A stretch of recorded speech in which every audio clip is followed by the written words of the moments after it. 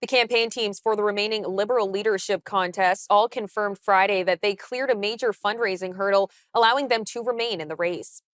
The campaign said they have each paid the party $125,000 that was due today, part of an installment plan to manage a hefty total entry fee of $350,000. The candidates will have to come up with a final payment of $125,000 by February 17th. Former Liberal House Leader Karina Gold campaign confirmed on Friday afternoon that she cleared the bar and said that the average individual donation to her campaign was $150, but called the deadline aggressive and designed to limit the candidates on the ballot. So look, the party has put forward an extremely aggressive fundraising deadline. They have tried to make it as hard as possible for only a few candidates to participate in this race. But what I can tell you is my campaign is powered by people. 85% of my donations are $200 or less, and I have received support from thousands of people across this country. We're doing everything to meet those fundraising deadlines, and I have to say that I am buoyed by the incredible support that I am getting from everyday Canadians. My campaign doesn't have the deep pockets of some of the other candidates, but what it does have is people power. And I have to say that we have had great fundraising results, and we're going to keep going. So despite the efforts of the party establishment to keep people out of this race, I'm in it and I'm excited about it. The Liberal Party of Canada will hold two leadership debates this month. A French debate is set for February 24th, and an English debate is scheduled for the following day, both in Montreal. Former Finance Minister Chrystia Freeland, former central banker Mark Carney, Liberal MP Karina Gold, and former Liberal MPs Frank Baylis and Ruby Dalla are all in the leadership race. The party will elect its next leader on March 9th. Liberal strategist Andrew Perez joins us now for more on the leadership race. Andrew, thanks for joining us. Great to be here. Now, I want to start with defense spending because several candidates have made pledges to have Canada meet our NATO spending commitment of 2% of GDP. Now, can you give us the rundown on who is pledging what? Yeah, so most of the candidates in this race, certainly the top three, are pledging to ensure that Canada meets it 2% of GDP spending when it comes to our commitment to NATO. This has been an aspirational target that Canada has long had, but we have come up short for the past several years. And so really, the devil is in the details. Miss Freeland and Miss Gould are promising to meet that 2% GDP threshold by 2027, which, by the way, is 5 years ahead of the current plan that the Trudeau government has. And Mr. Carney has also pledged to meet that threshold by the year 2030. And so I think there's a broad recognition from the candidates, with the exception of Ruby Dalla, that Canada should be meeting its NATO commitments. And we know that this was one of the Trump administration's key criticisms of Canada, and one of the reasons they cited for levying tariffs is that Canada isn't meeting its NATO commitments. Now, I just note finally, Theresa, that this year our commitment to NATO was, in terms of a dollar amount, $33 billion. For us to meet that 2% threshold of GDP, we would have to more than double the dollar amount to about $81 billion. So this would represent a major line item in the federal budget, but the major candidates in the Liberal leadership all seem to be committed to doing that. Now, the candidates have expressed their hope to reach this accomplishment, but I'm curious, have they shared how they plan on getting there? No, there's been no real detail, Theresa, around how the government would meet that major 2% threshold. Just that Miss Gould and Miss Freeland plan to do so by the year 2027 and Mr. Carney 2030. I'd add that, the fiscal math is going to be tough because all the candidates have committed to maintaining the federal government's commitment to the dental care program, the national child care program, and also the pharmacare program. So it will be incumbent upon the candidates over the coming weeks to really flesh out where they're going to get the money to meet this major spending commitment. And on the economy and tax policy, can you explain to us where the candidates stand right now?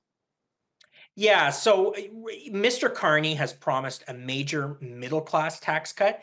Again, he hasn't really provided the detail on how he would do that. Ms. Gould has promised to slash the GST from 5% to 4% and make up the money for that by increasing corporate tax cuts on corporations making north of 500 million a year. And all the candidates have pledged to reverse the increase in the capital gains inclusion rate that Ms. Freeland introduced as finance minister about 8 months ago. So there seems to be a broad recognition among the top tier candidates that the capital gains changes that were made last year weren't the right move, and that we really should be moving towards more middle class tax relief. But again, no real financial accounting, no real details provided as to how any of these candidates, if they were to become prime minister, would be able to accomplish this from a fiscal point of view. So I'm not sure we'll see a lot more detail released in the next month, but we'll have to wait and see if we do. Now, I want to move over to immigration. So, Ruby Dalla has said that she would deport all illegal immigrants. Are other candidates weighing in on the immigration debate? No, Theresa, none of the other candidates have really spoken about immigration as a policy. Ms. Freeland has promised to streamline the foreign credential recognition program. What I'd say though is, in the last year, we've seen the Trudeau government make major changes to immigration. The government announced last year a 20% reduction in permanent residents coming into this country. In 2024, we hit a high mark. We had 500,000 permanent residents entering in Canada. But the new policy that the Trudeau government announced last year will see that number reduced by 20%. So this year we'll bring in just below 400,000 new people to this country, and that will gradually be reduced by 2027 to just 365,000 new residents, which is still quite a bit above the 250,000 people we brought into this country for much of the first couple decades of the 21st century. So I suspect there's a consensus among the top tier candidates that the changes to immigration that Trudeau has brought in recently have probably hit the mark, and so we haven't really seen any fleshed out details on changing those numbers. And Ruby Dalla's claim to deport all illegal immigrants is quite harsh from a liberal perspective. Do you think that this is going to hurt or help her campaign? Yeah, I'm not sure where Miss Dalla is going exactly with that. I mean, it's certainly a headline that will attract clickbait. Hmm. It sounds like a commitment more designed for a conservative base, for a conservative party. Right. I'd be curious to hear in the leadership debates, perhaps Miss Dalla will provide more detail as to how she would accomplish that. So, Frank Bayless last week came out with a plan to fundamentally change how the government works, including term limits. Could you explain to us his proposal and what you make of that? Yeah, it was a pretty bold proposal, Theresa, with three main planks. The first plank really, ensuring that we have a 10-year term limit for both members of parliament and senators. This idea that we don't want our parliament to be full of professional politicians. We want new blood. We want people with real life experience. I've never seen that proposal seriously put forth in a Canadian context, but it is one that I broadly support. The second commitment was to really ensure that it's the Speaker of the House of Commons and not the party leader's office that determines who asks questions. So going back decades, it's the House leader's office of each party that would really determine which MPs ask questions in question period. And so this would be really returning the power to Parliament and to the Speaker of the House of Commons, as well as allowing any petition that receives more than 75,000 signatures to be debated in the House of Commons. And then the final plank is bringing in basically a second house, a second legislature to debate issues. And this has been done in the UK and Australia. And I think the thinking there is that it would really expedite debate and allow Parliament to be more efficient in terms of passing legislation. So again, Mr. Bayless is not a top contender in this race. He does not have a path to victory. And I think he's putting out this democratic reform platform as a way to really garner attention and stir up some debate in the party.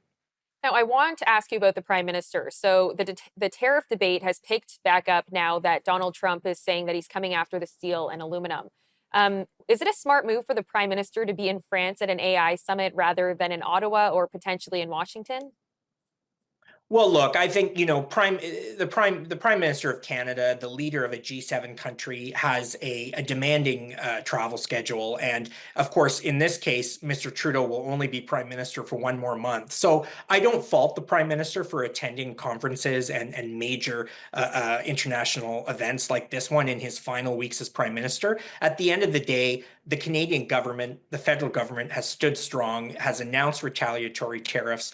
We've seen Minister Champagne in the news already reacting to the announcement of steel and aluminum tariffs that Trump spoke to on Sunday. And so I think the federal government is playing a leadership role along with the premiers, fighting back, putting Canada first, and the prime minister will travel as he has to, but I don't think that takes away the focus that this government's had in the last few weeks in really talking tough and fighting to protect Canadian jobs and sovereignty. Thank you so much for the time today. Thanks, Theresa. Take care. All right, stay with us. More news right after this.